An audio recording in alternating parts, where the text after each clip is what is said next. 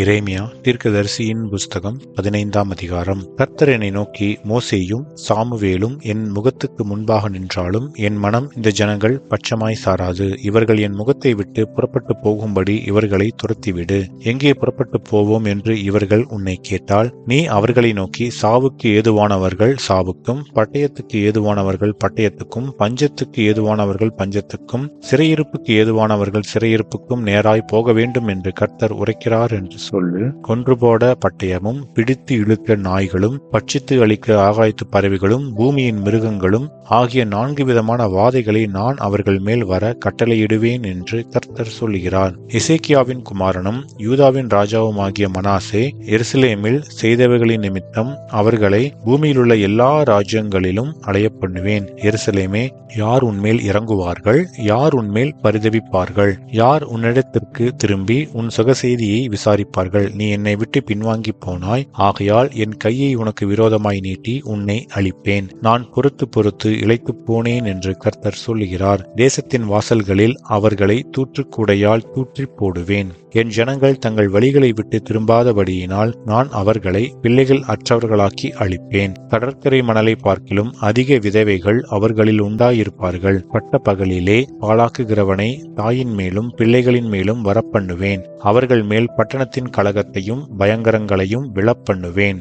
7 பிள்ளைகளை பெற்றவள் களைத்து போகிறாள். அவள் தன் பிராணனை விட்டுவிட்டாள். இன்னும் பகலாயிருக்கையில் அவளுடைய சூரியன் அஸ்தமித்தது. துக்கமும் இலச்சையும் அடைந்தாள். அவர்களில் மீதியாகிறவர்களையோ அவர்களுடைய சத்துருக்களுக்கு முன்பாக பட்டயத்துக்கு ஒப்புக் கொடுப்பேன் என்று கர்த்தர் சொல்லுகிறார்.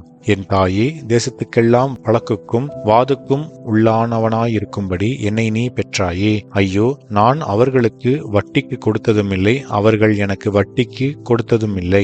ஆனாலும் எல்லாரும் என்னை சபிக்கிறார்கள்.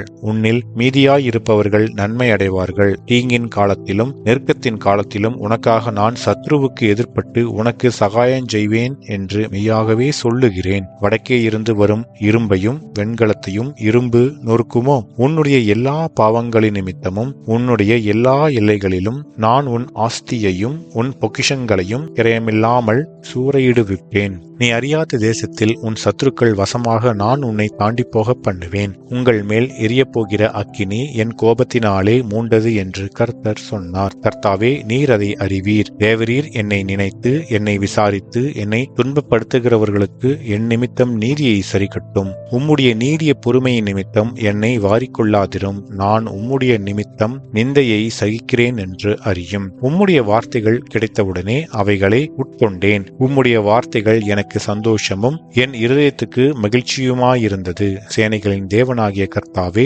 உம்முடைய நாமம் எனக்கு தரிக்கப்பட்டிருக்கிறது. நான் பரியாசக்காரருடைய கூட்டத்தில் உட்கார்ந்து களி கூர்ந்ததில்லை. உமது கரத்து நிமித்தம் தனித்து உட்கார்ந்தேன். சலிப்பினால் என்னை நிரப்பினீர். என் நோவு நித்திய காலமாகவும் என் காயம் ஆறாத கூடிய புண்ணாகவும் இருப்பானேன். நீர் எனக்கு நம்பப்படாத ஊற்றைப் போலவும் வற்றி போகிற ஜலத்தைப் போலவும் இருப்பீரோ? இது நிமித்தம் நீ திரும்பினால் நான் உன்னை திரும்ப சீர்படுத்துவேன். என் முகத்துக்கு முன்பாக நிலைத்தும் இருப்பாய். நீ தீழ்ப்பானதினின்று விலையேறப்பட்டதை பிரித்தெடுத்தால் என் வாய்ப்போல் இருப்பாய். நீ அவர்களிடத்தில் திரும்பாமல் அவர்கள் உன்னிடத்தில் திரும்புவார்களாக என்று கர்த்தர் சொல்கிறார். உன்னை இந்த ஜனத்துக்கு எதிரே அரணான வெண்கல அலங்கமாக்குவேன். அவர்கள் உனக்கு விரோதமாக யுத்தம் பண்ணுவார்கள், ஆனாலும் உன்னை மேற்கொள்ள மாட்டார்கள். உன்னை ரட்சிப்பதற்காகவும் உன்னை தப்புவிப்பதற்காகவும் நான் உன்னுடனே இருக்கிறேன் என்று கர்த்தர் சொல்லுகிறார். நான் உன்னை பொல்லாதவர்களின் கைக்கு தப்புவித்து உன்னை பலவந்தரின் கைக்கு நீங்களாக்கி விடுவிப்பேன் என்கிறார் என்பதே. ஆமேன்.